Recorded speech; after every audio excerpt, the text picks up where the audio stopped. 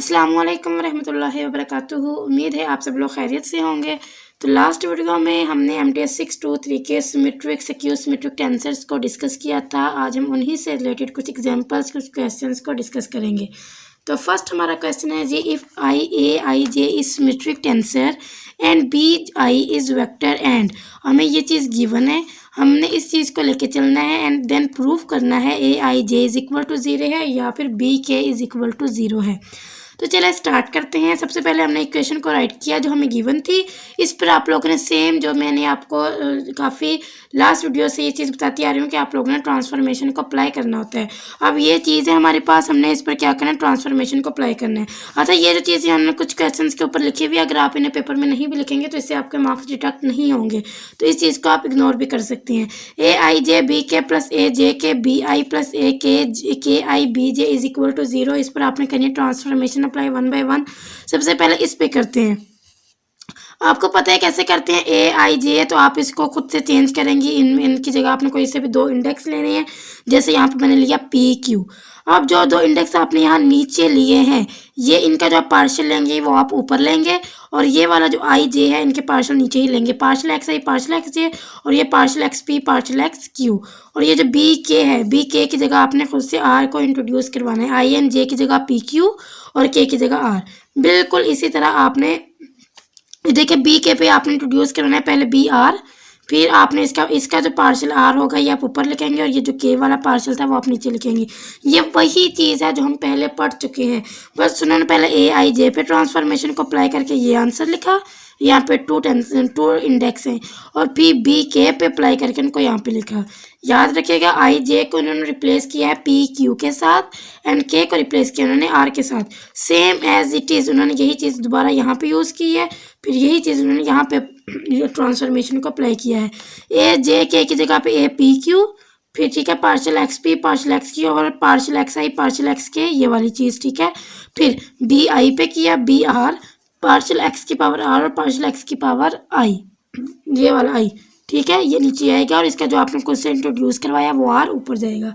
अब सेम आपने इस पे करना है जो कि मैंने यहाँ पे लिखा है। AKI पे किया APQ partial XP partial XQ partial XK partial XI plus BR partial XR और पार्शियल XJ। अब यहाँ से अगर आप और से देखें तो ये चीज़ सेम है, पार्शियल वाली चीज़ तीनों चीज़ें तीनों में सेम है। इसमें partial XP partial XQ partial XR है, इसमें भी और इसमें भी। तो ये चीज़ हम क्या लेंगे, अंदर कॉमन लेंगे, अंदर आ जाएगी, और यहाँ पे ये चीज़ APQ BR, इसमें भी APQ BR है, इसमें भी APQ BR है और इसमें भी APQ BR है, तीनों टर्म्स में है। तो हम यहाँ से चीज़ को कॉमन लिखेंगे, बाकी जो चीज़ अंदर आएगी हम यहाँ लिख देंगे। अगर आप इसको गौर से देखें, ये चीज़ किसके इक्वल है, 0 के इक्वल, हम क्वेश्चन में देख चुके हैं। अब ये चीज़ 0 के इक्वल कब होगी, जब या APQ 0 होगा या फिर BR 0 होगा। मतलब ये APQ BR ये 0 होंगे, और ये 0 कब होगा, जब या APQ 0 हो और या BR 0 हो। BR का आपको पता है ये BK है और ये APQ क्या है, AIJ है। तो ये देखिए यही चीज़ हमने प्रूफ करनी थी कि ये चीज़ 0 के इक्वल कब होगी, जब या ये चीज़ 0 हो या फिर ये चीज़ 0। यही चीज़ हम लोगों ने यहाँ पे प्रूफ कर ली है। नेक्स्ट आपके पास है जी question, if AIJ is skew symmetric tensor then BIJ BKL plus BIL BKJ into AIK is equal to 0। आपने इस चीज़ का क्या प्रूफ करना है, सिक्योर सिमेट्रिक प्रूफ करना है। सिक्योर सिमेट्रिक क्या होता है, AIJ is equal to minus AJI। अब आप क्या करेंगे, सिंपल, पहले आपने AIK को अंदर मल्टीप्लाई करना है, मीन्स के ब्रैकेट को ओपन करना है। ब्रैकेट को आप यहाँ ओपन करेंगे, AIK को इसके साथ भी और AIK को इसके साथ भी मल्टीप्लाई करेंगे। देन अब आप देखें आपने सिक्योर सिमेट्रिक प्रूफ करना है, तो आप यहाँ पे AIK की जगह पे क्या कर देंगी, AKI। जब AIK को AKI कर देंगे तो यहाँ पे माइनस का साइन आ जाएगा। देखिए जब यहाँ पर माइनस का साइन आ जाएगा तो ये प्रूफ हो जाएगा, क्योंकि ये चीज़ें दोनों सेम हो जाएंगे, कैंसिल आउट हो जाएंगे, और ये क्या प्रूफ हो जाएगा कि ये क्या है, सिक्योर सिमेट्रिक है। बिल्कुल सेम इसी तरह के एक और क्वेश्चन है, if AIJ is skew symmetric tensor prove that SIJ KL SIL KJ and AIK is equal to 0।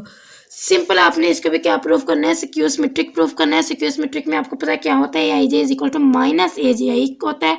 Simple, सबसे पहले आप क्या करेंगे, AIK को इन दोनों के साथ मल्टीप्लाई करवा देंगे।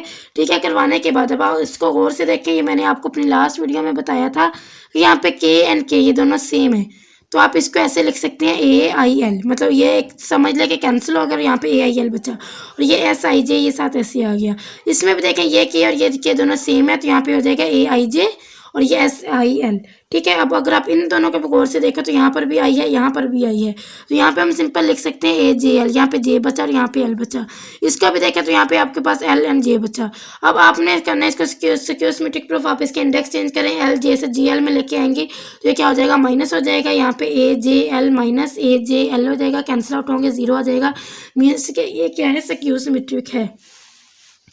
नेक्स्ट इसी तरह का एक और क्वेश्चन है, ये क्वेश्चन बहुत इंपॉर्टेंट है, ये बहुत ज़्यादा दफा ना रिपीट होता है। सिक्योर सिमेट्रिक से रिलेटेड जितने भी क्वेश्चंस या एग्जांपल्स आपके हैंडआउट्स में है, आपने उनको स्किप नहीं करना, ये अक्सर पेपर में आती हैं। Next, if Pij is not equal to 0 are component of tensor and if equation, ये इक्वेशन जी हमें गिवन है, if Pij plus GPji holds where f and j non zero scalars and prove that f is equal to g, Pij skew symmetric. मतलब आपने क्या proof करना है कि Pij स्क्यू सिमेट्रिक है, जब f is equal to g होगा तो वो स्क्यू सिमेट्रिक होगा, और जब f is equal to minus g होगा तब वो सिमेट्रिक होगा। ये चीज़ हमने प्रूफ करनी है, 2 कंडीशंस हमें क्या गिवन है, ये चीज़ गिवन है, तो जो हमें चीज़ सबसे पहले गिवन है वो लिखेंगे। अब देखें f Pij plus GPji is equal to 0 है, अब यहाँ पे प्लस का साइन है, जब ये राइट साइड पे लेफ्ट साइड पे जाएंगे तो ये माइनस हो जाएगा, f Pij is equal to minus GPji। बहुत साइड पे इनको f के साथ मल्टीप्लाई करेंगे, जब इस साइड को भी f के साथ मल्टीप्लाई करेंगे, ये हो जाएगा f स्क्वायर Pij, और ये हो जाएगा माइनस f, मतलब जब आप इसको f के साथ मल्टीप्लाई करेंगे तो हो जाएगा माइनस FGPji और माइनस g, यहाँ से आपने इसको लिख लेना है f को अंदर, f Pji। अब देखें ये चीज़ किसके इक्वल है, ये चीज़ इसके इक्वल है, f Pij या Pji इस चीज़ के इक्वल है माइनस GPji। इसको आपने यहाँ पे लिखना है, जब आप माइनस यहाँ पे लिखेंगे और ये वाला माइनस या माइनस माइनस प्लस हो जाएंगे, और यहाँ पे क्या बचेगा कि ये वाला g बचेगा, और ये कि ये जो इसकी ये वाली वैल्यू है वो वाली वैल्यू यहाँ पे आ जाएगी, ये g और ये g का स्क्वायर हो जाएगा, और यहाँ पे g स्क्वायर Pij हो जाएगा। अब देखें ये आपके पास था f स्क्वायर Pij और ये है g स्क्वायर Pij, जो आपने इसको सोल्व करने के बाद, मतलब यहाँ पे पहले आपने इसकी वैल्यू को पुट किया, पुट करने के बाद जो माइनस माइनस प्लस हुआ, फिर जी स्क्वायर किया, ये वाला जो आंसर। अब ये वाली चीज़ एफ स्क्वायर माइनस जी स्क्वायर, जब ये इस साइड पे आएगी तो ये हो जाएगा माइनस जी square, F square Pij minus जी स्क्वायर Pij। वहाँ से आपने Pij को लेना है कॉमन, अंदर बचेगा एफ स्क्वायर, एंड ये वाला जी स्क्वायर जो इधर आके माइनस हुआ वो f square minus ji square Pij is equal to क्या हो जाएगा, 0। अब ये चीज़ 0 के इक्वल है, इसका मतलब है कि या तो एफ स्क्वायर माइनस जी स्क्वायर 0 के इक्वल है, या तो Pij 0 है। Pij तो कभी 0 हो नहीं सकता है, तो हम ये कहेंगे कि एफ स्क्वायर माइनस जी स्क्वायर ये 0 के इक्वल है, और ये आप इसको जब राइट साइड पे लेके आएंगे तो एफ की क्या वैल्यू आएगी, plus minus g, means f square is equal to g square, both side पे स्क्वायर रूट लेंगे, कैंसिल आउट हो जाएगा, और एफ की वैल्यू क्या आएगी, प्लस माइनस जी। अब एक बार आपने लिखना है F is equal to G, और एक बार आपने लिखना है F is equal to minus G, मतलब एक बार आपने एफ की वैल्यू को पॉजिटिव जी और एक बार एफ की वैल्यू को माइनस जी रखना है, किस में, इस इक्वेशन में, जो आपकी इक्वेशन क्वेश्चन में गिवन थी, और फिर आपने प्रूफ करना है कि सिमेट्रिक कब है और सिक्योर सिमेट्रिक कब है। जब आपने लिखा है equal to F is equal to G, इसमें F is equal to G रखेंगे, मतलब जी की जगह पे आपने क्या पुट कर दिया, एफ पुट कर दिया, एफ से एफ कैंसिल हो गया, तो यहाँ पे Pij is equal to minus Pji के इक्वल हो गया, ये क्या हो गया, सिक्योर सिमेट्रिक। यही चीज़ हमने बतानी थी कि अगर F is equal to G है तब वो क्या आना चाहिए, skew symmetric. And when where F is equal to minus G, अब आपने यहाँ पे एफ की जगह पे माइनस जी रखा, माइनस माइनस प्लस हुआ, एफ से एफ कैंसिल हुआ, और ये पॉजिटिव आंसर आ गया, तो इसका मतलब ये क्या है, सिमेट्रिक है। देखें क्वेश्चन को फिर से एक बार पढ़ते हैं। ये हमारा क्वेश्चन था जिसमें हमें ये चीज़ गिवन थी, आपने बताना था कि अगर F is equal to G है तो वो सिक्योर सिमेट्रिक होगा, अगर F is equal to minus G है तो वो सिमेट्रिक होगा। सिंपल जो क्वेश्चन गिवन था उसको लिखा है, ये राइट साइड पे लेके गया, माइनस हो गया, फिर आपने यहाँ पे बोथ साइड पे क्या करना है, एफ से मल्टीप्लाई किया, एफ से मल्टीप्लाई करने के बाद यहाँ पे इस चीज़ की वैल्यू पुट की, जी स्क्वायर हो गया, इसको आप यहाँ पे लेके आए, Pij 0 नहीं हो सकता, तो एफ स्क्वायर माइनस जी स्क्वायर आपने किया, यहाँ पे F equal to plus minus G आ गया, एक बार एफ को जी पॉजिटिव जी रखा, एक बार एफ को माइनस जी रख के आपने इसको सोल्व किया, जो चीज़ हमें रिक्वायर्ड थी वो हमने आंसर निकाल लिया। नेक्स्ट है जी new topic, conjugate symmetric tensor. Conjugate I think ये आपने 9-10 में भी इस चीज़ को पहले से पढ़ चुके हैं कि कॉन्जुगेट क्या होता है, कॉन्जुगेट का फार्मूला क्या होता है। कॉन्जुगेट आपके पास एक 3x3 3x3 आपके पास एक मैट्रिक्स होता है, उसमें आपने क्या करना था, पहले आपने उसके कोफैक्टर्स राइट करने होते हैं।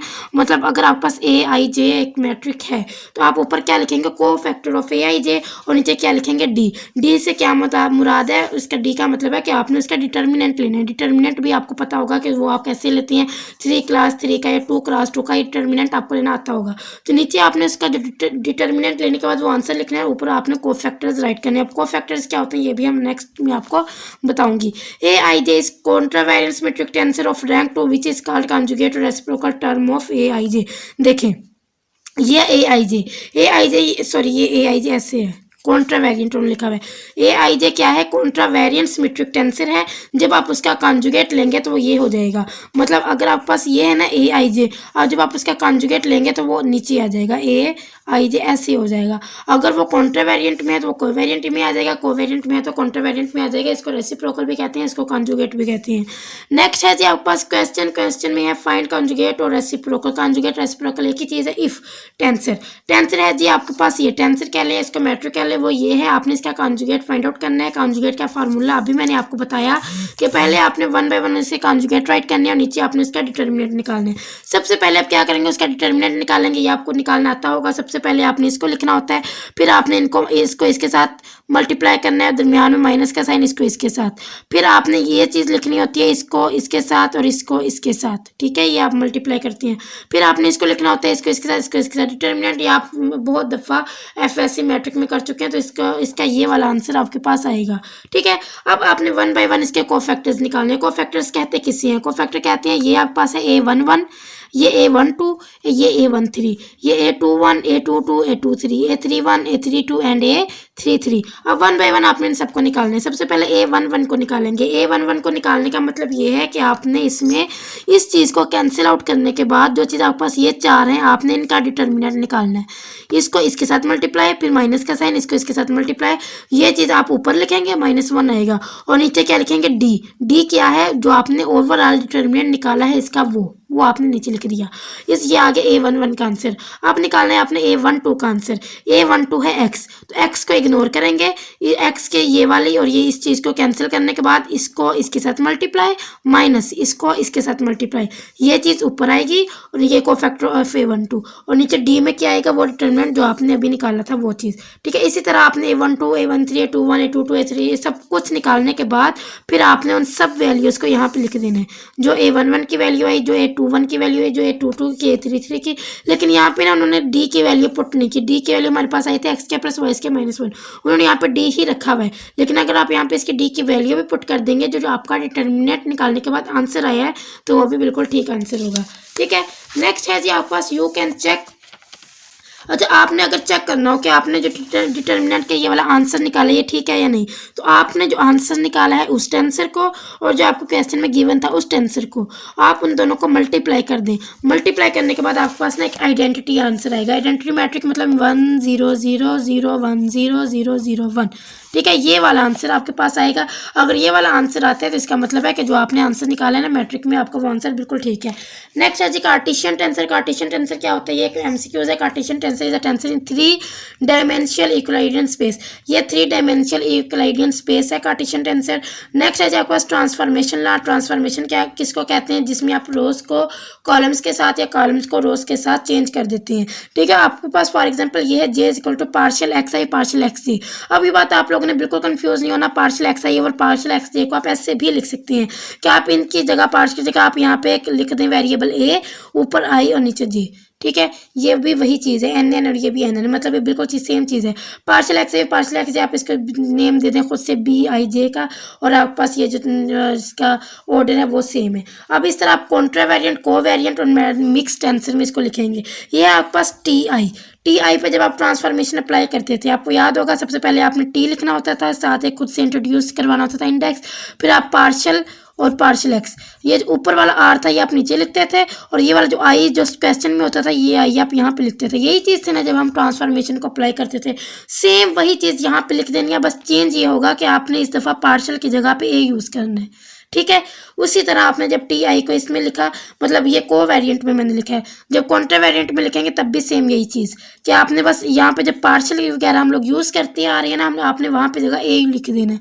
ए ये नीचे आई है, नीचे आई, ऊपर जो आपने खुद से टर्म इंट्रोड्यूस करवाई है, इंडेक्स इंट्रोड्यूस करवाई आर, वो आर ऊपर जाएगा और ये वन रैंक का टेंसर है। ठीक है। इस तरह 2 रैंक वाले में सेम ऐसे ही करना है। उसमें भी आप 2 दफ़ा पार्शियल लिखते थे, पार्शियल ऐसे ऐसे ऐसे करते थे ना। मतलब अगर यहाँ पे अगर आई जे होता था, ए आई जे, तो आप यहाँ पर क्या करते थे, आई यहाँ पे जे, यहाँ पे आप ए, और यहाँ पे आप आई जे की जगह खुद से जो इंट्रोड्यूस करवाते थे पी क्यू, वो पी क्यू आप ऊपर लिखते थे, ऐसे ही लिखते थे। सेम वही चीज़ उन्होंने यहाँ पे लिखी हुई है, लेकिन एक बार यहाँ पे उन्होंने इसको ए का नेम दिया। ठीक है, ये देखिए जैसे आपके पास है टी आई जे, अब आपने सबसे पहले 2 इंट्रोड्यूस करवाए आर एंड एस। जो आर एंड एस आपने इंट्रोड्यूस करवाए, एक बार आपने आर को, इन दोनों आर एंड एस को नीचे लिखना है, और ये जो आई एंड जे थे इनको आपने आई एंड जे को यहाँ पे लिखना है।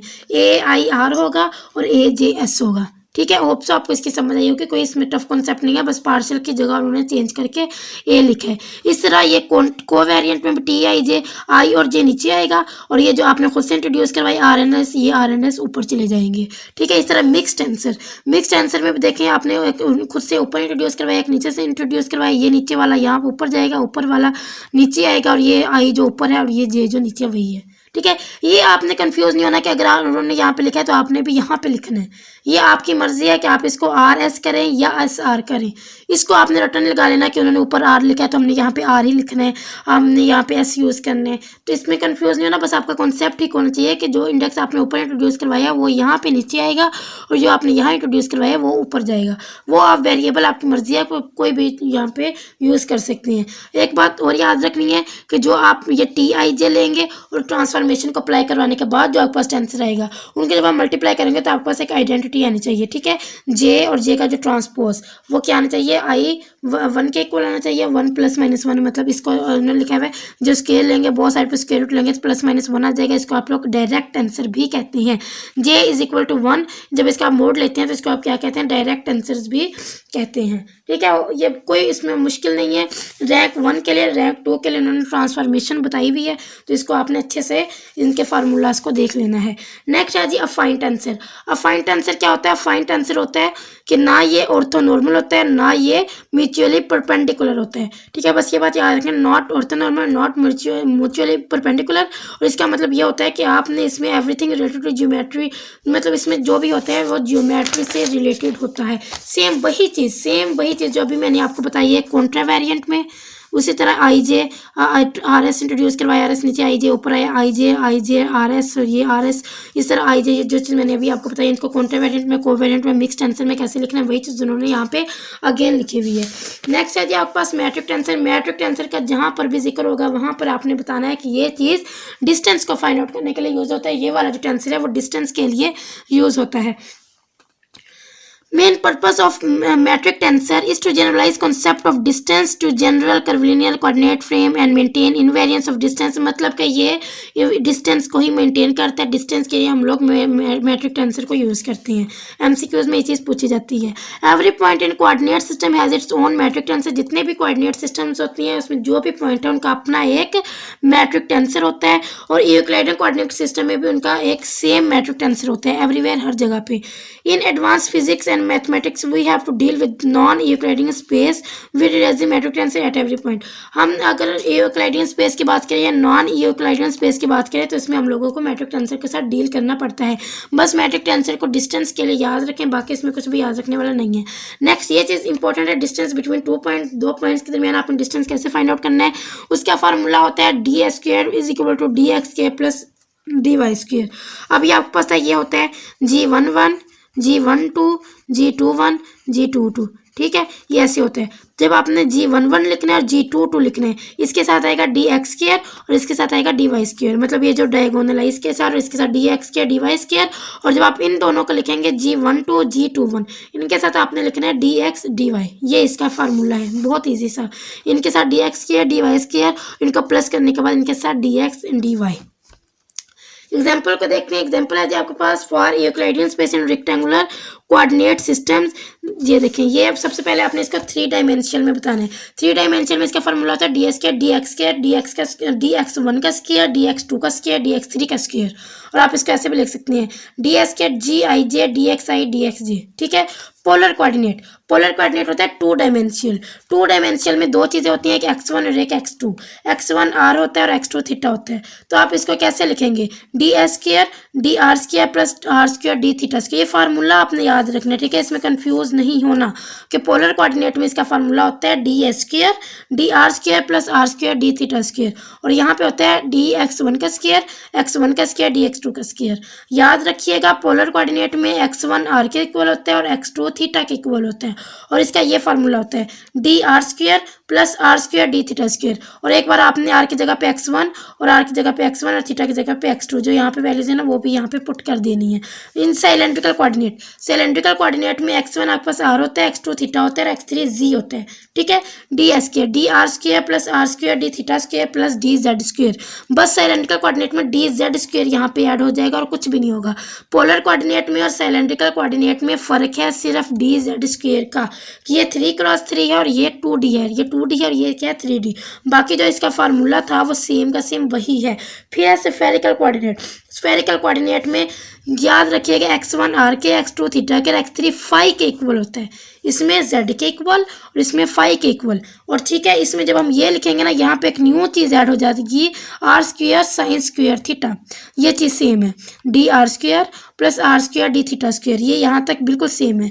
बस डी जेड स्क्वायर की जगह पर आपने डी फाई स्क्वायर लिखना है क्योंकि आपने यहाँ पर फाई ली है, और यहाँ पर आपने लिखना है r square sine square theta.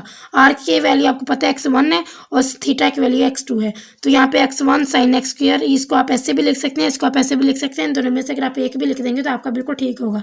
तो याद रखिएगा पोलर में x1 r के इक्वल x2 थीटा के इक्वल, ये वाला फार्मूला। सिलेंड्रिकल में x1 r x2 थीटा और x3 z इसके इक्वल। स्फेरिकल में x1 r x2 थीटा और x3 फाई, और ये वाला फार्मूला, ये आप लोगों ने याद रखना है। नेक्स्ट है जी प्रॉपर्टीज ऑफ मैट्रिक टेंसर के। मैट्रिक टेंसर की क्या प्रॉपर्टीज होती हैं, इसकी 4 प्रॉपर्टीज की कोई भी अगर आपके पास मैट्रिक गिवन है, आपने उसका शो करवाना है कि मैट्रिक टेंसर है या नहीं, तो आपने उसके लिए ये 4 प्रॉपर्टीज इसको फुलफिल करवाना होता है। सबसे पहली प्रॉपर्टी होती है कि जी इज डिफरेंशिएबिलिटी। जी को क्या होता है, डिफरेंशिएबल होना चाहिए, जी को सिमेट्रिक होना चाहिए, जी को नॉन सिंगुलर होना चाहिए, और उसका ये वाला फार्मूला होना चाहिए जी D S square G I J D X I D X G. ठीक है। नॉन सिंगुलर का मतलब है कि आपने उसका डिटर्मिनेंट लेना है और वो 0 के इक्वल नहीं आना चाहिए, और ये डिफरेंशिएबल होना चाहिए, और ये चीज़ होनी चाहिए। ठीक है। अब इसी चीज़ को हम लोग प्रूफ करेंगे। आपके पास एक ये गिवन है मैट्रिक, आपने प्रूफ करवाना है कि ये क्या है, मैट्रिक टेंसर है या नहीं। मैट्रिक जी आपके पास ये वाला है, ये चीज़। ठीक है। सबसे पहले आपने इसको डिफरेंशिएबल शो करवाना है। सबसे ये कब होगा मैट्रिक टेंसर, जब आप इसकी सारी प्रॉपर्टीज़ को सेटिस्फाई करवाएंगे। सेटिस्फाई करवाने के लिए आपने सबसे पहले करवाना है कि जी आई जे को क्या होना चाहिए, मतलब जी आई जे ये एक सिमेट्रिक टेंसर होना चाहिए। इसमें तो सबसे पहले आपने क्या किया, उसी मैट्रिक को आपने अगेन यहाँ पे राइट किया और बता दिया कि जी आई जे के ही इक्वल है, ये ऑलरेडी मैट्रिक में है। तो इसका मतलब first condition fulfil. Second condition थी सिमेट्रिक होना चाहिए। जब आप इस पर देखें, जब आप इसका साइन चेंज करेंगे तो ये वही चीज़ अगेन आ जाएगी, मतलब ये सिमेट्रिक टेंसर भी है। फिर आप इसका डिटर्मिनेंट लेंगे, डिटर्मिनेंट 0 के इक्वल नहीं होगा, मीन्स के नॉन सिंगुलर भी है। थर्ड इसकी जो थी वो ये थी जी आई जे, यही चीज़ थी जी आई जे, ये इसकी थर्ड कंडीशन थी, partial X I partial X G. ठीक है। अब हमने इस चीज़ का प्रूफ करवाना है, partial X I partial X जी। इसको लेके चलते हैं जी। ये चीज़ आपने पहले लिखी डी एस के जी I J you I we जे, मतलब यहाँ पे मैंने आपको बोला था कि आप पार्शियल एक्स की जगह पे ना यू आई वी भी यूज़ कर सकती हैं। यहाँ पे हमने लास्ट टाइम भी हमने इसी वीडियो में हमने पार्शियल एक्स की जगह ए और बी को भी यूज़ किया था। यहाँ पे वो यू एंड वी यूज़ कर रहे हैं, यू आई एंड वी जे। ठीक है। सिंपल आपने इस पर भी ट्रांसफॉर्मेशन अप्लाई की, इस पर ट्रांसफॉर्मेशन अप्लाई करेंगे, जी आई जे की क्या हो जाएगा, जी एल एस हो जाएगा। और जब आप इसके वो लिखेंगे पार्शियल लिखेंगे यू टी वी एल, आपने यू आई पर भी ट्रांसफॉर्मेशन अप्लाई करवानी है, आपने वी जे पर भी ट्रांसफॉर्मेशन अप्लाई करवानी है, आपने जी आई जे पर भी करवानी है। ये सारा करवाने के बाद आपके ये वाली चीज़ें आ जाएंगी सामने। ठीक है। ये हम बहुत दफ़ा कर चुके हैं, ना भी समझ आए फिर भी आप मुझसे पूछ लीजिएगा कि ये कैसे किया है। जी आई जे की जगह जी एल एस लिखा। ठीक है। फिर इसके जो नीचे वाले थे ए आई जे, इनके पार्शियल को नीचे लिखा, और ये जो एल एस वाले थे यहाँ पे एल एस सॉरी, ठीक है, इनके जो पार्शियल थे ये ऊपर लिखा। बिल्कुल इस तरह यू आई का जब लिखा तो आपने खुद से टर्म टी को इंट्रोड्यूस करवाया, इसका जो पार्शियल था वो ऊपर लिखा, ये वाला जो था इसका इंडेक्स वाला पार्शियल ये नीचे लिखा, फिर वी जे की जगह वी एल बनाया इसको, इसका जो एल वाला था वो नीचे लिखा और इसका जो जे वाला था वो ऊपर ही रखा। ये सारी चीज़ें लिखने के बाद G L S U T V L इसको उन्होंने नेम ले दिया इसका एस आर टी और एस एस एल, ठीक है। और ये पार्शियल एक्स आई ऊपर वाला आई और ऊपर वाले आई से कैंसिल, ऊपर वाले जे वाले से कैंसिल, ऊपर क्या बच्चा आर टी और नीचे क्या हुआ एस एस एल, ठीक है। ये चीज़ें बच गई। फिर उनको उन्होंने लिखा जी आर एस ऐसे ही आ गया। अब यहाँ पर देखें ये एल एंड ये एल ये कैंसिल हो सकती हैं, तो यहाँ पे मैंने आपको बताया कि आप यहाँ पे वी एस लिख सकती हैं और फिर आप यहाँ पे देखें इनको यू एन इसको देखें यहाँ से टी ओ टी कैंसिल होकर यहाँ पे आप इसको यू आर लिख सकती हैं। इसको अगर आप देखें तो ये जी I J you I we जे के ही इक्वल आ गया, यही चीज़ वो यही फॉर्म बन गया, यही चीज़ हमने प्रूव करवानी थी। आपको ये वाला मैट्रिक गिवन है, आपने पहले बताना है कि एक मैट्रिक टेंसर है या नहीं, ठीक है। तो इसके लिए आप इसकी प्रॉपर्टीज़ को वो सेटिस्फाई करवाएंगे। ये डिफरेंशिएबल भी है, ये नॉन सिंगुलर भी है, ये सिमेट्रिक भी है। फिर जो लास्ट प्रॉपर्टी थी इसकी हमने ट्रांसफॉर्मेशन को अप्लाई किया, वही चीज़ अगेन आ गई, तो इसका मतलब क्या है ये सिमेट्रिक टेंसर है। नेक्स्ट है जी find metric tensor for cylindrical coordinate X I connected to rectangular coordinate. इसमें ना आपके पास ये मैट्रिक गिवन है, ठीक है। आपने इसका शो करवाना है कि ये क्या है। ये चीज़ें भी उन्होंने गिवन की हुई हैं कि उन्होंने डायगोनल एलिमेंट x1 की जगह ये x2 की जगह ये और x3 की जगह पे ये है, ये भी उन्होंने बताया हुआ है। आपने इसका लेना है, पहले आपने यही चीज़ लिखनी है, फिर आपने लेना है इसका ट्रांसपोज मीन्स कि आपने इसके जो रोज़ इनको कॉलम्स में या कॉलम्स को रोज़ में चेंज करवाने के बाद दो मैट्रिक बनेंगे, इन दोनों को मल्टीप्लाई करवाया, आपके पास ये चीज़ इसका आंसर आ जाएगा, ठीक है। यही चीज़ हमने यहाँ पे निकालनी है। सेम इसी तरह उन्होंने एक और दिया हुआ है, इसमें मैट्रिक गिवन है आपके पास 1 0 1 1 बाई एक्स स्क्वायर। आपने क्या लेना है इसका ट्रांसपोज लेने के बाद उनको आपस में मल्टीप्लाई करवा देना है, कुछ भी नहीं करवाना, ठीक है। इसका ट्रांसपोज लिया, ये मैट्रिक गिवन था, इसका ट्रांसपोज लिया, ट्रांसपोज लेने के बाद ये वाला आपके पास आंसर आया, इसको लिख दिया, ये आपके पास ये इसका मैट्रिक टेंसर है।